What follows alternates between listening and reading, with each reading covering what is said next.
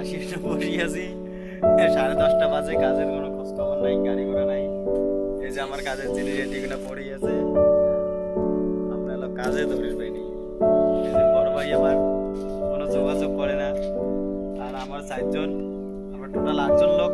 একজন খাবার বানায়, 3 জন এটি, আর 4 জন গেছে আর একটা সাইড, ওটি না কাজ চলছে। কিন্তু আমরা এটা আছি, আমরা এটা কাজ কি করবো, বসে গেছি স্টেশনের মধ্যে। দেখো এই যে স্টেশনের মধ্যে বসে আছি, দেখি গাড়ি কতক্ষণে আসে, না আসলে